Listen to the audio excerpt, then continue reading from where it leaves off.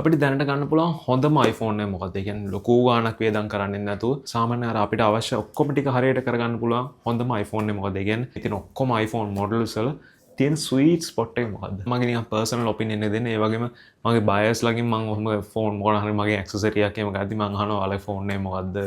මොනවද තියෙන ඒකත් එක්ක තියෙන හොඳ දේවල් නරක දේවල් කියලා. ඉතින් මට ඉතින් ඔය හම්බුන ඔක්කොම ඔපිනියන්ස් උයි ඉතින් ඔක්කොම එකතු කරලා මං එක ෆෝන් මොඩල් එකක් ඩිසයිඩ් කරලා සාමාන්‍යයෙන් ඒක තමයි හොඳම කියලා. සාමාන්‍යයෙන් හොඳම කියන්නේ අර අපිට බජට් එකට ගැලපෙන ලාභයට ගන්න පුළුවන් iPhone එකක් ගැන. ඉතින් ඒක තමයි iPhone 15 Pro එක. දැන් මම මේ වීඩියෝ එක කරන අතරතුරේ සාමාන්‍ය ඔයගේ ප්‍රයිස් එක යන්නේ රුපියල් ලක්ෂ 2ක් විතර. ඉතින් තව අවුරුද්දකින් විතර වීඩියෝ එක බලනවා නම් සමහරට ප්‍රයිස් එක ඩ්‍රොප් වෙලා දෙන්න පුළුවන්. ඒත් සමහරකට වැඩි වෙලා තියෙන්නත් පුළුවන්. ඉතින් ගොඩක් ඩ්‍රොප් වෙලා තියෙයි. ඉතින් සාමාන්‍ය මේ කාලේ හැටියට හොඳම iPhone එක මගේ ඔපිනියන් එක හැටියට iPhone 15 Pro එක. ඉතින් ඒකට මං හිතන හේතු ටික තමයි මෙන්න මේවා. පළවෙනි එක තමයි මේකේ ටයිටේනියම් බිල්ඩ් එක. මේ ටයිටේනියම් බිල්ඩ් එකට මිනිස්සු මාරම ආසයි. ඒ වගේම අර ඩියුරබිලිටි එක ගත්තොත් ඔය ටයිටේනියම් ෆ්‍රේම් එකයි එතකොට ඕවරෝල් ගත්තොත් ඔය 15 Pro එක ගොඩක් ඩියුරබල් කියලා ඔය යූසර්ස්ලා කියනවා. ඒ වගේම කැමරා එකත් මං කියන්නේ අනිත් ඒවල හොඳ නැහැ කියලා.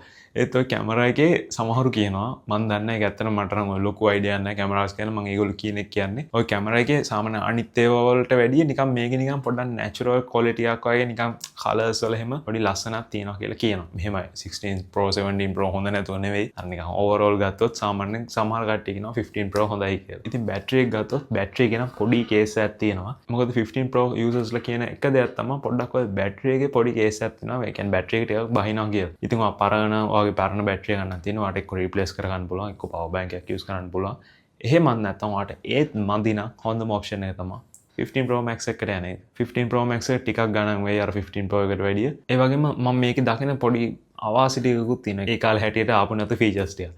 ඒව තමයි පළවෙනි එක 25 watt wireless charging option එක නැහැ. මට හිතෙනවා 25 watts wireless charging ඇත්තටම වටිනවා. මොකද 15 watts wireless charging ටිකක් slow ඇත්තට. ඒ වගේම තව ඉතින් අලුත් iOS update එක එයිද දන්නේ නැහැ. ඒක තමයි මේ අර ඩුවල් ස්ක්‍රීන් ඔප්ෂන් එක නැති. දැන් iPhone 17 series එකේ ඩුවල් ස්ක්‍රීන් තියෙනවා. අපිට මොන හරි වීඩියෝ කරන ගමන් අපේ මූණත් වීඩියෝ කරගන්න පුළුවන්. අන්න ඒක තමයි. ඉතින් තව දෙයක් ඔය ඩුවල් රෙකෝඩින් ඕනෙම නම් ඉතින් ඔයාලට iPhone 17 series යන බජට් නැත්නම් හොඳම දේ තමයි Samsung ෆෝන් එකක් ගන්න. මොකද Samsung මට මතක විදියට S23 එකේ හරි 2 එකේ ඉඳන් හරි ඩුවල් රෙකෝඩින් ඔප්ෂන් එක එනවා. ඉතින් ඒක ඇත්තටම වටිනවා. හැබැයි ඉතින් වීඩියෝ කෝල් ටික ගත්තොත් නම් iPhones වල වැඩි. මම මේ වීඩියෝ කරේ ඇත්තටම ගොඩක් කට්ටිය මගෙන් අහනවා මොකද්ද සාමාන්‍යයෙන් ගන්න හොඳම ෆෝන් එක යාලගේ බජට් එකට අනුව එහෙම කියලා. ඒ වගේම පොඩි ඇඩ් එකකුත් දාන්න.